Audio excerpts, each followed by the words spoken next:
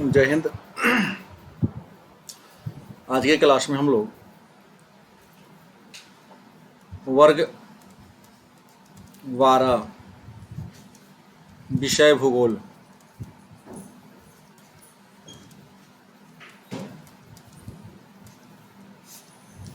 पाठ का नाम है मानवीय अधिवास।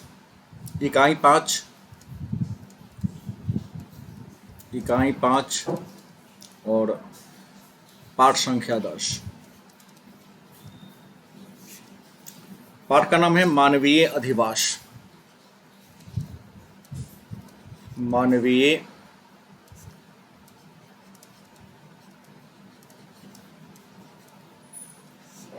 अधिवास। इस टॉपिक पर हम लोग चर्चा करेंगे कि मानवीय अधिवास क्या है, मानवीय अधिवास से आप क्या समझते हैं। तो मानवीय का मतलब होता है मानव का।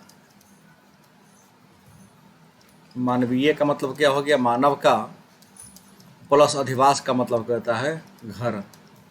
मतलब मानव के घर या मानव के बस्ती को हम मानवीय अधिवास के नाम से जानते हैं। तो पहला प्रश्न आपके मन में होगा कि यह अधिवास क्या है।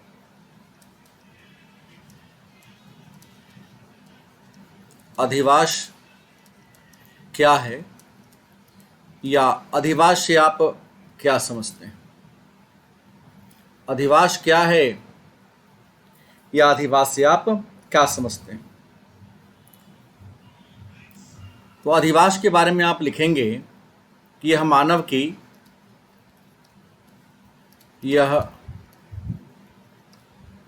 की तीसरी मूल आवश्यकता है।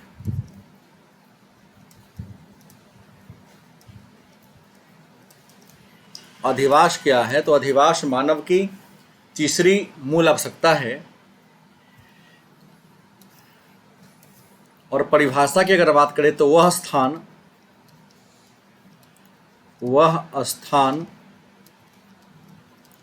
जिसे मनुष्य अपने निवास के लिए चुन लेता है। निवास के लिए चुन लेता है तथा जहां पर मड़ई, झोपड़ी, खपरेल या पक्का मकान बनाकर रहता है, अधिवास कहलाता है। मतलब वह स्थान जिसे मनुष्य अपने निवास के लिए चुन लेता है तथा जहाँ पर वह मड़ई, झोपड़ी, खपरेल या पक्का मकान बना के रहता है, उसी को हम अधिवास कहते हैं। और पहले ही हमने कहा कि अधिवास मानव की तीसरी मूलभूत आवश्यकता है। अधिवास क्या है? मानव की तीसरी मूलभूत आवश्यकता है। अधिवास के बारे में बलाश, विडाल, डीला, बलाश एक विद्वान हैं। इन्होंने अधिवास के बारे में लिखा है कि मानवीय भूदृश्य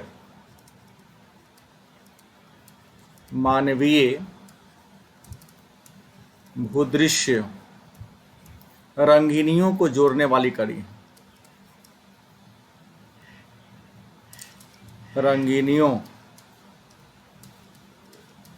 को जोड़ने वाली कड़ी। मानवीय भूदृश्य रंगीनियों को जोड़ने वाली कड़ी है। ऐसा बात किसने कहा था? तो विडाल, डीला, बलाश ने कहा था। अब सवाल है, अधिवास के संबंध में दो बातें हैं। अधिवास की स्थान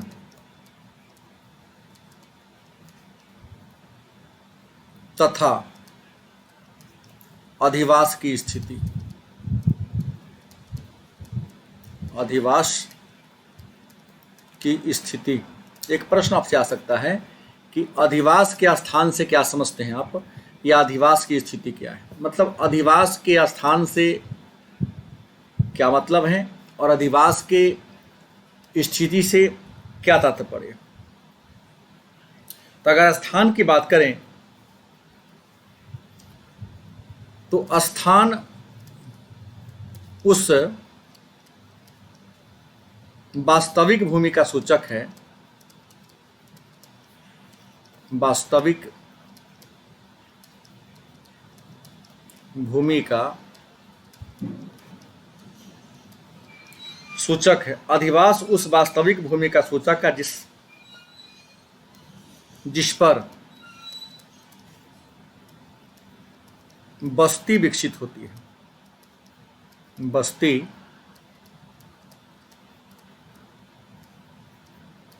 विकसित होती है।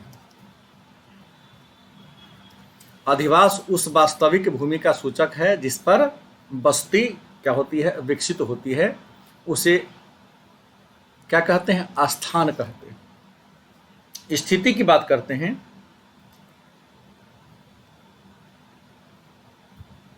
तो कोई बस्ती जिन सांस्कृतिक स्थिति की परिभाषा ले ले तो कोई बस्ती जिस सांस्कृतिक अथवा प्राकृतिक परिवेश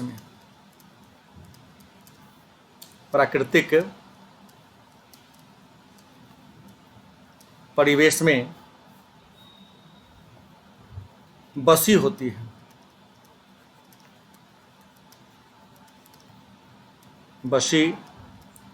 है, उसे अधिवास की स्थिति कहते हैं। अधिवास की स्थिति कहते हैं। तो यहाँ पर दो बातें हुई, अधिवास के स्थान से आप क्या समझते हैं और अधिवास की स्थिति से आप क्या समझते हैं। तो अधिवास के स्थान की बात करते हुए, स्थान उस वास्तविक भूमि का सूचक है जिस पर मानव का बस्ती विकसित होता है, और कोई बस्ती जिस सांस्कृतिक या प्राकृतिक परिवेश में विकसित होता है उसे अधिवास की स्थिति के नाम से जानते हैं। अधिवास के वर्गीकरण की बात कर ले, अगला प्रश्न होगा अधिवास का वर्गीकरण।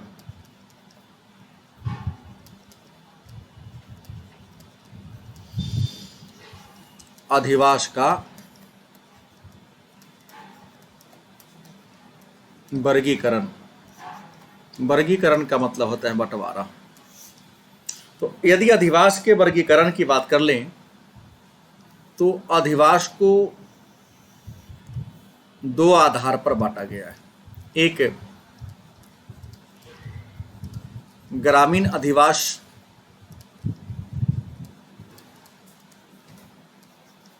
और दूसरा नगरीय / शहरी अधिवास। अधिवास को कितने वर्ग में बांटा गया, तो उत्तर होगा दो वर्ग में, एक ग्रामीण अधिवास, दूसरा नगरीय अधिवास। तो प्रश्न है ग्रामीण अधिवास क्या है। तो ग्रामीण अधिवास की पहली विशेषता, लोग प्राथमिक क्रिया में संलग्न होते हैं।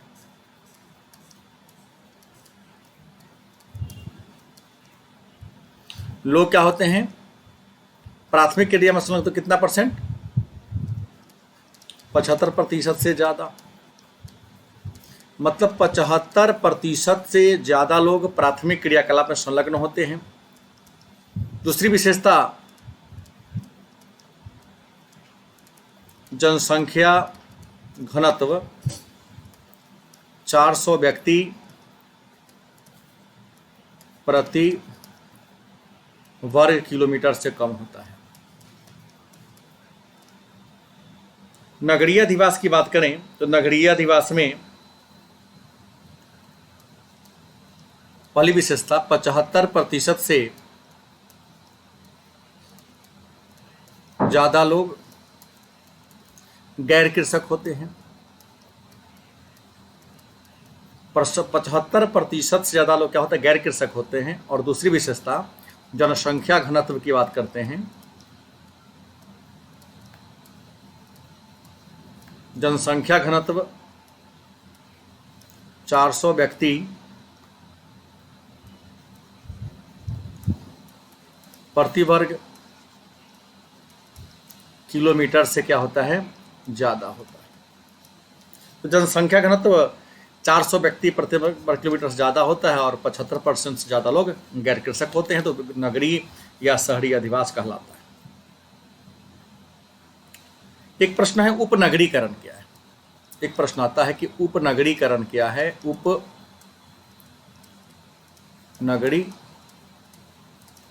क्या है या उपनगरीकरण से आप क्या समझते हैं।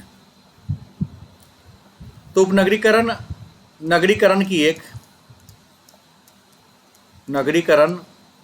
की नवीन प्रवृत्ति है। उपनगरीकरण नगरीकरण की एक नवीन प्रवृत्ति है। इसमें लोग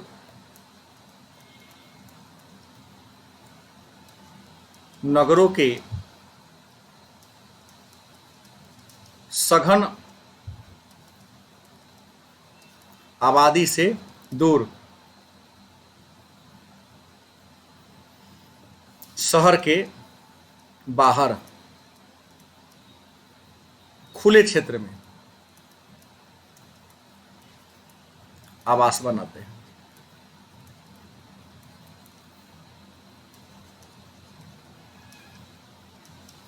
नगरीकरण की नवीन प्रवृत्ति है। इसमें लोग लोग नगरों के सघन आबादी से दूर शहर के बाहर खुले क्षेत्र में क्या करते हैं, घर बनाते हैं। उपनगरीकरण कहलाता है। अब सवाल है बस्ती के प्रकार या प्रतिरूप। तो सबसे पहले ग्रामीण बस्ती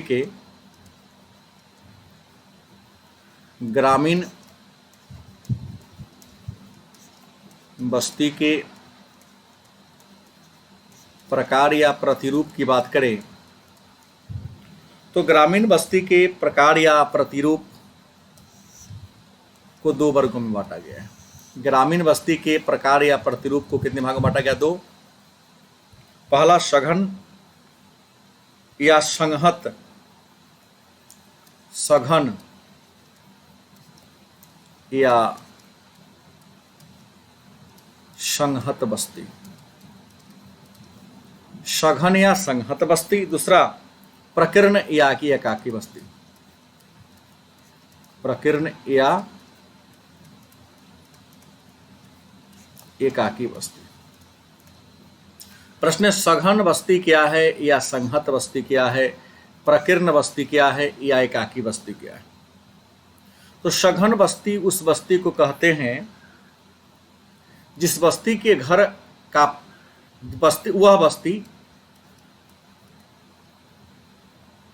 वह बस्ती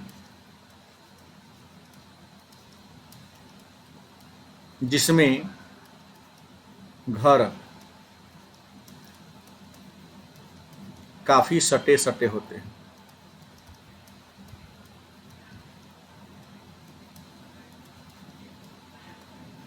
वह बस्ती जिसमें घर काफी सटे सटे होते हैं संहत बस्ती कहलाता है।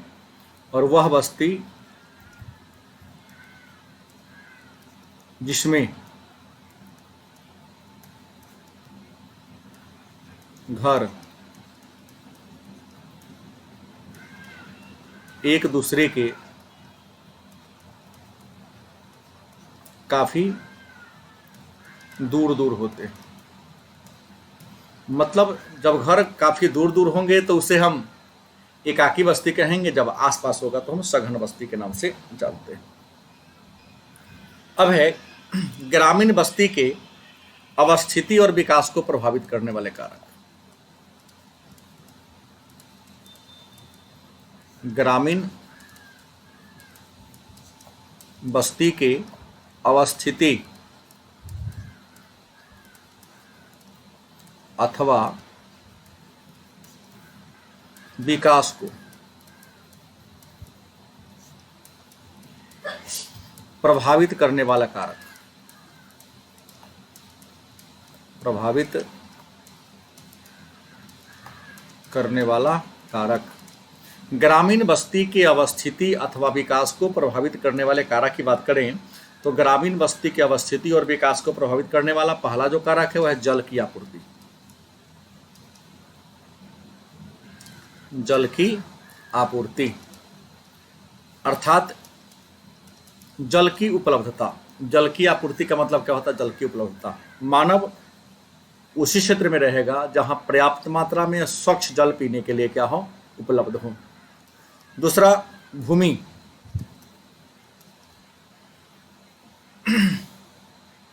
ग्रामीण बस्ती को प्रभावित करने वाला दूसरा कारक कौन है? भूमि। मानव उन्हीं क्षेत्र में निवास करेगा जहां की भूमि क्या होगा? उपजाऊ होगा। भूमि समतल होगी, क्योंकि समतल और उपजाऊ भूमि ग्रामीण बस्ती की अवस्थिति को प्रभावित करने वाला दूसरा महत्वपूर्ण कारक है। तीसरा, उच्च भूमि के क्षेत्र, उच्च भूमि के क्षेत्र। ग्रामीण अधिवास को प्रभावित करने वाला तीसरा कारक उच्च भूमि के क्षेत्र, क्योंकि बाढ़ से बचने के लिए उच्च भूमि पर इंसान घर बनाता है, तो उच्च भूमि भी ग्रामीण अधिवास को प्रभावित करने वाले कारक है। चौथा बात है गृह निर्माण सामग्री। गृह निर्माण सामग्री मतलब मानव उन्हीं क्षेत्र में निवास करेगा जिन क्षेत्रों में घर बनाने की सामग्री, गृह निर्माण की सामग्री बड़ी आसानी से और प्रचुर मात्रा में उपलब्ध हो। घर बनाने की जो सामग्री होगी आसानी से जिन क्षेत्र में उपलब्ध होगा वहां पर लोग क्या करेगा? घर को बनाएगा। पांचवा बात कर सुरक्षा की बात करते हैं। सुरक्षा की बात कर ले, मानव उन क्षेत्र में निवास घर बनाएगा, बस्ती बनाएगा जहां उसको सुरक्षा हो, राजनीतिक सुरक्षा हो, सांस्कृतिक सुरक्षा हो, सामाजिक सुरक्षा हो, पशु जानवर से सुरक्षा मिल सके। उसके बाद वर्षा, कृषि कार्य के लिए प्रचुर मात्रा में वहां वर्षा होनी चाहिए। और सातवां है सूर्य का प्रकाश। सूर्य का प्रकाश, क्योंकि पृथ्वी पर ऊर्जा का सबसे बड़ा स्रोत है, बिना सूर्य के प्रकाश के जीवन की कल्पना नहीं कर सकते। तो ग्रामीण बस्ती की अवस्थिति को प्रभावित करने वाला पहला कारक है जल की आपूर्ति, दूसरा भूमि का स्वरूप, तीसरा उच्च भूमि क्षेत्र, चौथा गृह निर्माण की सामग्री, पांचवा सुरक्षा, छठा वर्षा, सातवां सूर्य का प्रकाश। ये कारक ग्रामीण बस्ती को अवस्थिति को प्रभावित करने वाले क्या है? कारक है। अगला प्रश्न है नियोजित बस्ती। एक प्रश्न आता है नियोजित बस्ती क्या है? नियोजित बस्ती क्या है या नियोजित बस्ती से आप क्या समझते हैं? तो एक निश्चित योजना के अनुसार, एक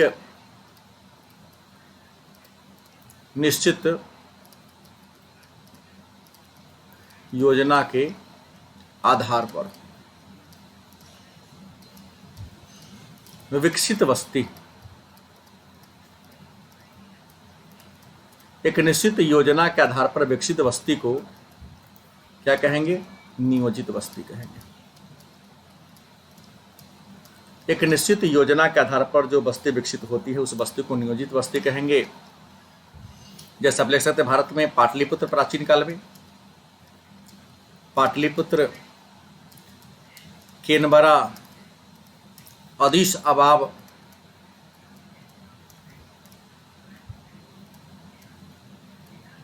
ऐसे बहुत हैं जो नियोजित बस्ती के क्या है? उदाहरण हैं।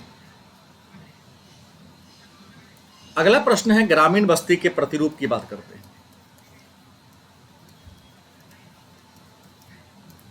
ग्रामीण बस्ती के प्रतिरूप। ग्रामीण बस्ती के कितने प्रतिरूप हैं? तो ग्रामीण बस्ती के कई प्रतिरूप हैं, और ग्रामीण बस्ती के प्रतिरूप की अगर हम बात कर लें तो ग्रामीण बस्ती के प्रतिरूप को 6 भागों में बांटा गया है। ग्रामीण बस्ती के प्रतिरूप की बात करते हैं तो 6 आधार पर ग्रामीण बस्ती के प्रतिरूप को क्या किया गया है? बांटा गया है। पहला है विन्यास के आधार पर। विन्यास के आधार पर, विन्यास का मतलब होता है बनावट। ग्रामीण बस्ती के अगर प्रतिरूप की बात कर ले तो ग्रामीण बस्ती के प्रतिरूप को 6 आधार पर बांटा गया। पहला विन्यास के आधार पर, दूसरा आकार,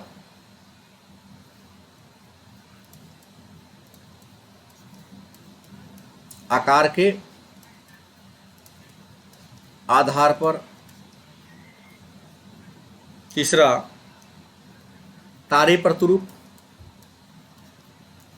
तारे प्रतिरूप बस्ती, चौथा टी या वाई या क्रॉस आकार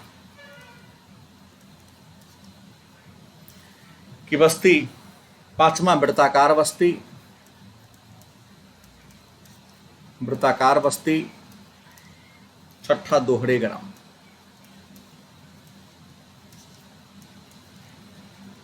मतलब ग्रामीण बस्ती के प्रतिरूप की बात करें तो ग्रामीण बस्ती के प्रतिरूप को 6 आधार पर क्या गया, बांटा गया है। पहला है विन्यास के आधार पर, दूसरा आकार के आधार पर, तीसरा तारे प्रतिरूप, चौथा टी वाई या एक्स आकार की बस्ती, वृत्ताकार बस्ती और दोहरे ग्राम। अब विन्यास के आधार पर अगर बात करें, पहला प्रकार करते हैं विन्यास के आधार पर।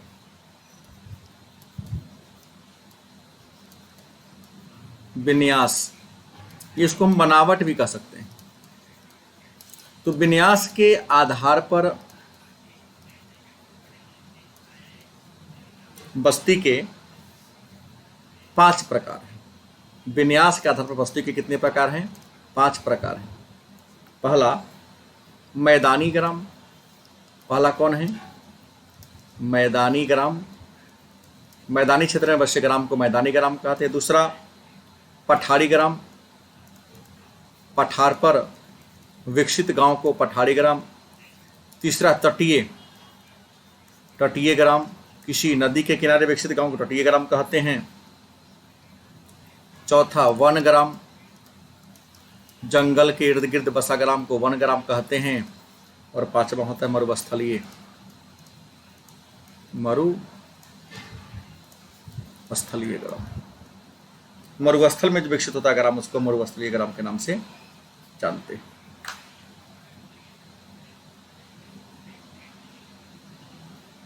विन्यास के आधार पर ही एक और वर्गीकरण है कार्य के आधार पर। कार्य के आधार पर ग्रामीण बस्ती की बात कर लें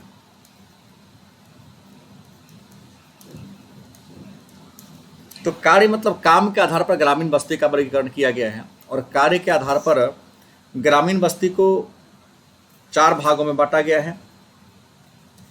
पहला कृषक ग्राम। कृषक ग्राम मतलब खेती बाड़ी करने वाले लोगों के ग्राम को हम कृषक ग्राम कहते हैं। दूसरा मछुआरों का ग्राम,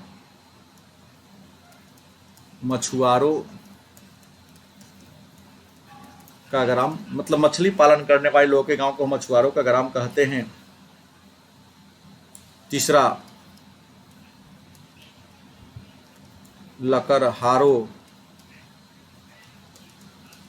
का ग्राम, लकड़ी काटकर अपने जीविका चलाने वाले गांव को लकड़हारों का ग्राम कहते हैं। चौथा पशुपालक ग्राम, पशुपालक ग्राम, पशुपालन करने वाले लोगों के गांव को हम पशुपालक ग्राम के नाम से जानते हैं। तीसरा जो वर्गीकरण है एक अगला, बस्ती की आकृति के आधार पर। बस्ती की आकृति के आधार पर। तो बस्ती की आकृति के आधार पर ग्रामीण बस्ती के प्रकार है। पहला है रैखिक ग्राम। रैखिक ग्राम मतलब किसी नदी या सड़क के किनारे, जैसे कोई यहां पर नदी है, कोई यहां पर नदी बह रही है, नदी है, या यह क्या है, सड़क है, यहां जा रही है। तो सड़क के दोनों किनारे जो गांव बस जाएगा, ऐसे यहां से यहां तक, यहां से सड़क जा रही है, सड़क के किनारे जो गांव बस जाएगा, बस्ती बस जाएगा, इसको हम रैखिक ग्राम। ये नदी जा रही है, नदी के यहाँ अगर बस्ती बस गया, इधर बस गया और इधर भी बस्ती बस जाता है, तो इसके बस्ती को हम क्या कहेंगे, रैखिक ग्राम के नाम से जानते हैं। दूसरा है आयताकार या चौकपट्टी ग्राम। आयताकार या चौकपट्टी ग्राम।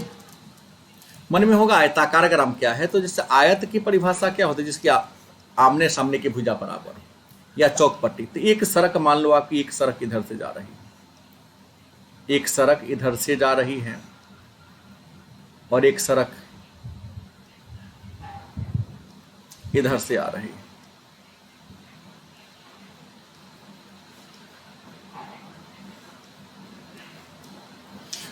तो ये दो इधर से जाने वाली एक सड़क है, ये सड़क इधर से जा रही है, ये सड़क इधर से जा रही है, एक सड़क इधर से जा रही है, तो इधर आ रही है। तो इन सड़क के इस साइड में यहाँ किनारे किनारे जो अगर कोई बस्ती बस जाएगा, यहाँ पूरे इलाके में बस्ती बस जाएगा, यहाँ पर अगर कोई बस्ती बस जाता है, यहाँ पर कोई बस्ती बस जाता है, तो ऐसे बस्ती को हम आयताकार ग्राम या चौकपट्टी के नाम से जानते हैं। तीसरा है तारे आकार का। बस्ती का अगला प्रकार है तारे आकार का ग्राम। अब ये तारिक आकार का ग्राम क्या है, तो अनेक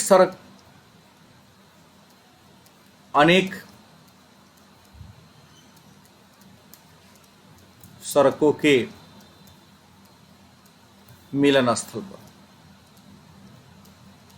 मान लें कि एक सड़क ऐसे जा रही है, एक सड़क यहां से ऐसे आ गई, एक सड़क यहां से ऐसे आ गई, एक सड़क इधर गुजर गई, एक सड़क इधर गुजर गई, एक सड़क इधर से आ रही है, एक सड़क इधर से आ रही है, यहाँ से आ रही है। तो यहाँ पर जो इस बीच बीच में जो बस्ती विकसित हो जाएगी, अनेक ओर से आने वाली सड़कों के अगल बगल में विकसित जो बस्ती होगी, इस बस्ती को हम क्या कहेंगे, तारे आकार के ग्राम के नाम से जानते हैं। इसके अलावा है अगला टी आकार। टी आकार या वाई आकार, टी आकार या वाई आकार या क्रॉस आकार के बस्ती।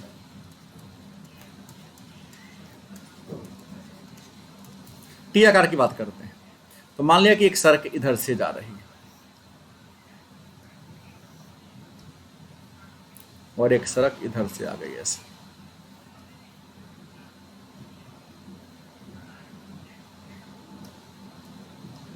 एक सड़क इधर से जा रही है और एक सड़क इधर से आ रही है। तो इस सड़क के चारों ओर जो बस्ती बस जाएगी, इसको हम टी आकार के ग्राम कहेंगे। वाई आकार की ग्राम के बाद एक सड़क इधर से जा रही है, एक सड़क इधर से जाके क्या होती है, मिल जाती है।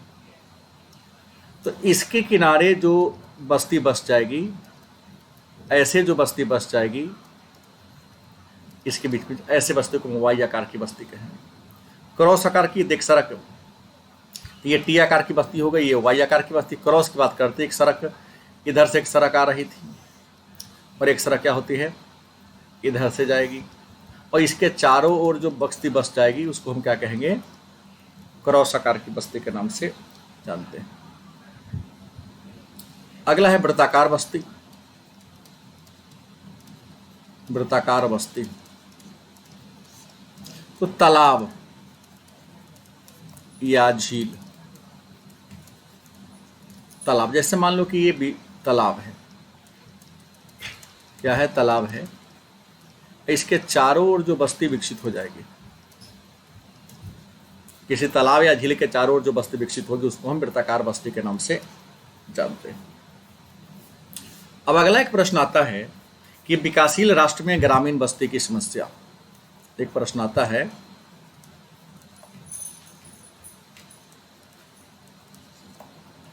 विकासशील राष्ट्र में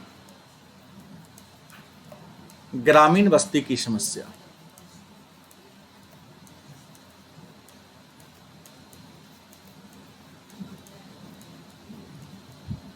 विकासशील देशों में ग्रामीण बस्ती की समस्या क्या है?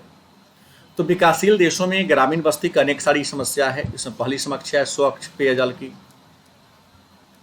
स्वच्छ पेयजल की समस्या है। दूसरी समस्या है अच्छी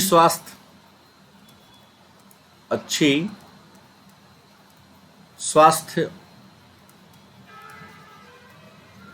सुविधा की समस्या है। तीसरी समस्या शौच व कूड़ा निस्तारण, कूड़ा निस्तारण की समस्या। चौथी समस्या है पक्की सड़कों का अभाव। पांचवी बिजली की कमी। छठी अच्छी शिक्षा। अच्छी शिक्षा। तो ये विकासशील राष्ट्रों में बस्ती की समस्या है। अब नगरीय बस्ती की बात कर ले हैं थोड़ा कि नगरीय बस्ती, तो परिभाषा हमने पहले दे दिया कि जिस बस्ती के 75% से ज्यादा लोग गैर कृषक हो। जिस बस्ती के 75% से ज्यादा लोग क्या हो, गैर कृषक हो, तथा जनसंख्या घनत्व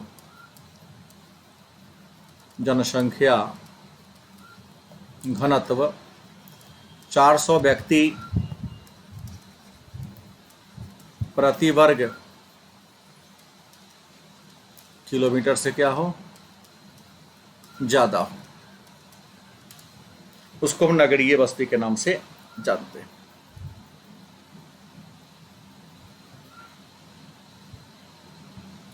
नगरीय बस्ती के प्रतिशत की बात करें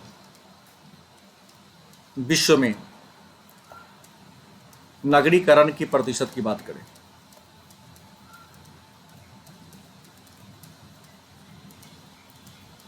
कि विश्व में नगरीकरण का प्रतिशत क्या था, तो नगरीकरण की प्रतिशत में अगर हम बात कर ले 1800 ईस्वी की बात कर ले, 1800 ईस्वी की बात कर ले, इस समय संसार के मात्र 3% लोग नगर में रहा करते थे। 1850 की अगर बात कर ले तो 1850 ईस्वी में नगरीकरण का दर 6% था। 1900 ईस्वी में नगरीकरण 14% था। 1950 में विश्व का नगरीकरण 30% पहुंच गया। 1982 की अगर बात कर ले तो 1982 ईस्वी में नगरीकरण विश्व का 37% को पार कर गया। और 2001 की बात कर ले तो 2001 में नगरीकरण 48% पहुंच गया। और 2020 की बात कर ले, 2020 की बात कर ले तो संपूर्ण विश्व का नगरीकरण एवरेज 56% के आसपास पहुंच गया है। अब है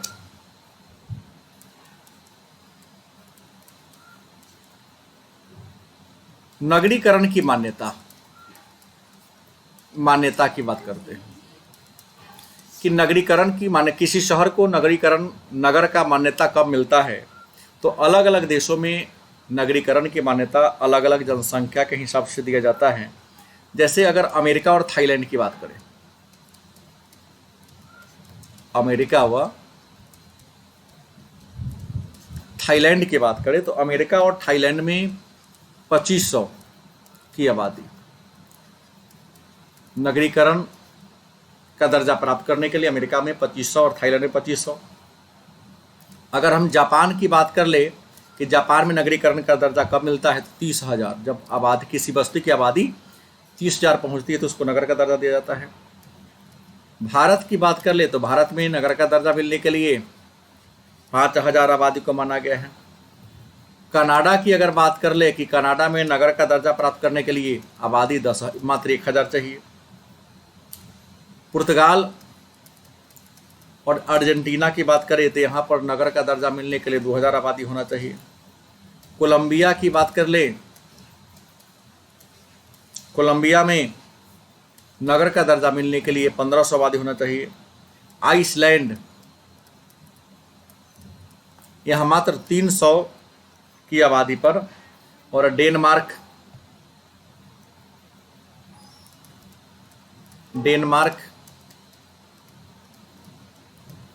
फिनलैंड और स्वीडन यहाँ मात्र 250 व्यक्ति की आबादी हो जाने पर किसी बस्ती को नगर का दर्जा दे दिया जाता है। अब नगर के लोग के क्या काम करते हैं। नगरीय बस्ती के कार्य की बात कर ले, नगरीय बस्ती के कार्य क्या है। तो नगरीय बस्ती की अगर कार्य की बात करते हैं तो यहाँ के लोग द्वितीयक तथा तृतीयक क्रियाकलाप में, द्वितीयक और तृतीयक क्रियाकलाप में नगरीय बस्ती के लोग क्या होते हैं, लगे होते हैं। अब नगरों के प्रकार्यात्मक वर्गीकरण, नगरों के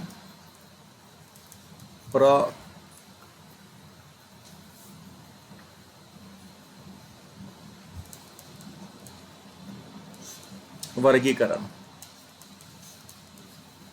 या यूं कहें कार्य के आधार पर, कार्य के आधार पर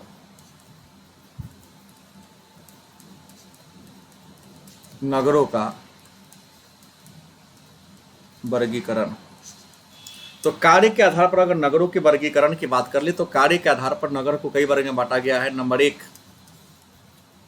प्रशासनिक नगर।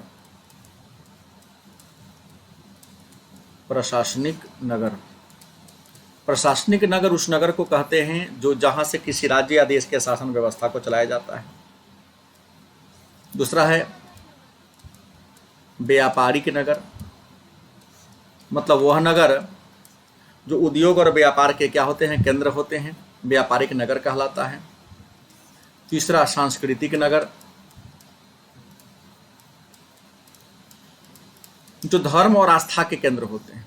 धर्म और आस्था के जो केंद्र होंगे उसको सांस्कृतिक नगर कहा जाएगा। जैसे जेरूसलम होगा, वाराणसी होगा, अयोध्या होगा, हरिद्वार होगा। इसके अलावा स्वास्थ्यवर्धक नगर, स्वास्थ्यवर्धक नगर मतलब पर्वतों की ऊंचाई पर जंगलों के बीच में जिस शहर का विकास होता है उसको स्वास्थ्यवर्धक नगर कहेंगे। इसके अलावा औद्योगिक नगर,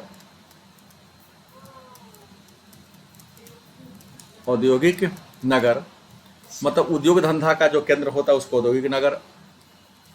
छठा खनन नगर, मतलब जो किसी वह नगर जहाँ विभिन्न प्रकार के अयस्क की खुदाई होती है, जैसे जहाँ कोयला का खान हो, लोहा के अयस्क का खान हो, तांबा का खान हो, उसको हम खनन नगर कहेंगे। और 7वां है परिवहन नगर, मतलब वह नगर जहाँ से चारों ओर आने जाने की क्या हो, सुविधा हो, उसको हम परिवहन नगर के नाम से जानते हैं। अगला है नगरीय बस्ती के प्रकार। एक टॉपिक है नगरीय बस्ती के प्रकार की बात करें तो नगरीय बस्ती की अगर हम प्रकार की बात कर ले तो नगरीय बस्ती को विद्वानों ने 6 वर्गों में बांटा है। मतलब आकार व उपलब्ध सुविधा,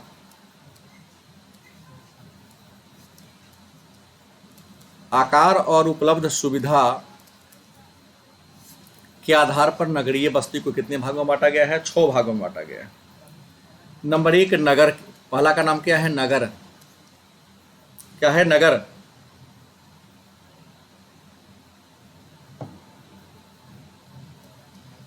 तो नगर किस बस्ती को कहेंगे? तो यहां जनसंख्या का कोई मापदंड नहीं होता, मतलब जहां जो खुदरा वह थोक व्यापार का केंद्र होता है, जो खुदरा और थोक व्यापार का क्या होता है? केंद्र होता है। जनसंख्या मायने नहीं है, जनसंख्या का कोई महत्व नहीं है, जनसंख्या का कोई महत्व नहीं है, लेकिन खुदरा या थोक व्यापार का केंद्र होगा, नगर कहलाएगा। दूसरा बात करते शहर की।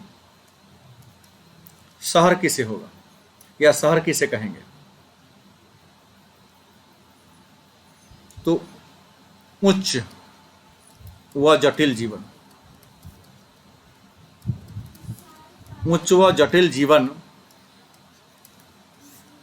जिस नगर के लोगों में देखने को मिलता है उसको शहर कहा जाता है। उसके बाद तीसरा था सन्नगर। सन्नगर, सन्नगर 2 10 लाखी नगर,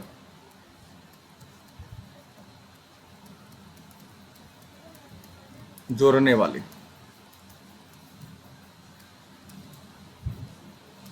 जहां पर 2 10 लाखी नगर आपस में क्या होते जुड़ते हैं उसको सन्नगर कहेंगे। और सन्नगर शब्द का प्रयोग 1915 ईस्वी में पैट्रिक गिडीज ने किया था। पैट्रिक गिडीज नामक विद्वान ने किया था। चौथा है विश्वनगरी। विश्व नगरी या मेगापोलिस। मेगापोलिस मतलब 10 जिस नगर की आबादी, जिस नगर की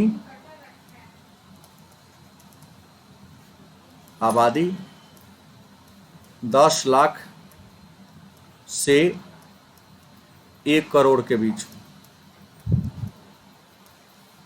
10 लाख से 1 करोड़ के बीच होगा उसको विश्व नगरी कहा जाएगा। 5वां मिलियन सिटी। मिलियन सिटी 10 लाखी नगर को, 10 लाखी नगर को मिलियन सिटी कहते हैं। और 6ठा है मेगा सिटी। 1 करोड़ से, 1 करोड़ से अधिक आबादी वाला, 1 करोड़ से अधिक आबादी वाली जो बस्ती होती है उसको हम मेगा सिटी के नाम से जानते हैं। अब लास्ट प्रश्न है विकासशील देशों में, विकासशील देशों में नगरीय बस्ती की समस्या।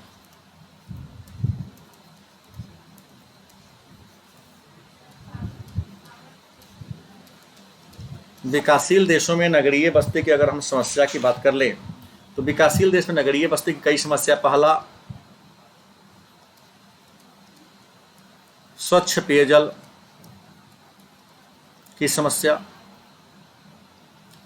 दूसरी समस्या है स्वास्थ्य की समस्या। तीसरी,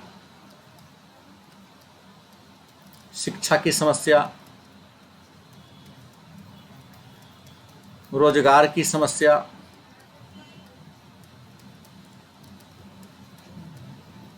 साफ सफाई की समस्या, जल निकासी की समस्या। निकासी की समस्या, ये विकासशील देशों में समस्याएं देखने को मिलती हैं। तो आज की क्लास में इतना ही। इसी के आगे के टॉपिक पर चर्चा कल के क्लास में करेंगे। धन्यवाद।